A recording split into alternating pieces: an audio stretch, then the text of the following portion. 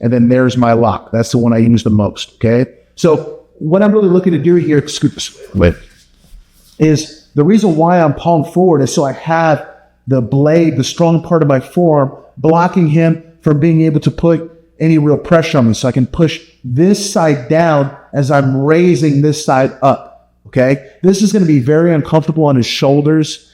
And with my butterfly hooks now engaged, I can get a lot of different angles and leverage to sweep in both directions, also take his back. And then, of course, we're always going to have the basic, reverse armbar that we can play with as well, okay? So I'm here with my 3-finger grip, driving that down as I'm shrugging this up. Now, once I get my legs involved, okay, so I start to extend with my legs, and I'm taking them down that direction because I want to keep opening my elbow, and boom, look how I pass that over, all right? Now this hand can latch onto the back of his neck, and I can start to come up. Obviously he's going to try to bring his base back up, but I'm in a great position to keep my control, have that arm pass my body, and open up my pathway to his back, all right? That's one of my favorites to get from this position. That's why I like to have the head in at first.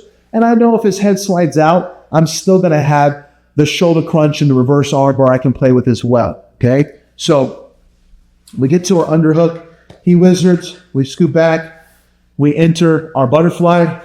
Boom, I find my grip. I start to put this pressure. And naturally, my leg that was hooking for the half guard is going to come up and start to be more of a butterfly guard, okay? I'm putting this pressure and I'm extending, but I notice that I'm not extending down straight, okay? I don't want to be this. This gives me no angle, okay? I'm taking him that direction as I'm lifting this up. Shrug, shrug, shrug. Now that is ready to latch onto the back of his neck. And where he is, I'm ready to get behind, okay? So what else do we have in this position, all right? Sometimes just this in itself is enough for me to look to sweep him that way, okay? Look for all of your angles here, all right?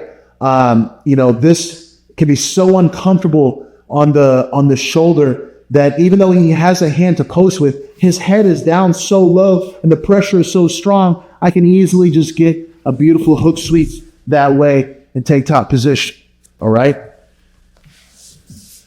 Let's say his head comes out of the lock, okay? So it slides out, all right? Now we're going more to a traditional shoulder crunch, okay? So I want to deepen this a little bit. I want to go from my hands to my wrists, okay? Like a butterfly grip, all right?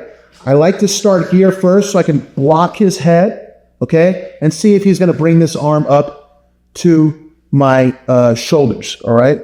Where I can pinch, keep his wrist, deepen my grip again. So I went from hand to wrist. Now I'm going to go towards my elbows and tricep.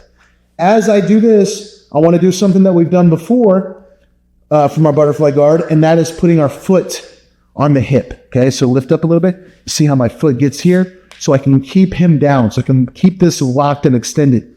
He's going to naturally want to come to me to take his elbow out of the lock. So if I can get that foot in his hip, I can keep him right where his elbow is in the full lock, okay? Now I bring this leg out, add my pinch and my squeeze. There's my finish, all right? So this is the shoulder crunch going into the arm bar. So his head came out. As soon as I got here, I go towards my forearms and my wrists, okay? Make sure I can keep his head away as I bring my foot to his hip, deepen my arms. Now I have the elbow, I pinch, boom, there's my finish, all right? Last thing, I lose the head, I go to the forearms and the wrists. Before I'm able to get to the elbow, he comes to me, okay, exactly. This is where I'm gonna really bite his arm to me, and I have this elbow under his chin, okay? I'm gonna use my foot on the floor to help me change the angle of my hips. All right, I'm going to kick that leg down, lift his head, and kick the other leg up. And there's my sweep to the other direction. Okay, so we have a 4-part combination here. We have a back, a sweep that way, a sweep this way, and the reverse armbar submission. Okay? One more time this sweep. I want you guys to see my leg work. So we go underhook into the butterfly, make our lock. We have the shoulder crunch. Okay? Here is our back take, and I can sweep that way. I lose his head. Boom. I make my lock deeper. All right? Before I can get to his elbow, he starts to drive into me and lift his head. Exactly. This is the moment right here. I'm going to extend that leg down. Both butterfly hooks are working. Okay? I don't want to just rely on the hook sweep one. I want to take the other leg out to make the hook sweep easier. So I extend that leg down, start to lift his head with my elbow, and you see how I'm carrying the other leg with that hook. Sweep him over, and I'm in a great spot where I could still isolate and work on that arm. All right? So a very, very strong position, you know, like if we get that lock, that initial lock, we should definitely be able to get somewhere with it, all right, ideally, with our angles, you know, to the back and the hook sweep over there. Even if we lose the head, we still have the arm, the shoulder crunch, hook sweep, getting to the elbow.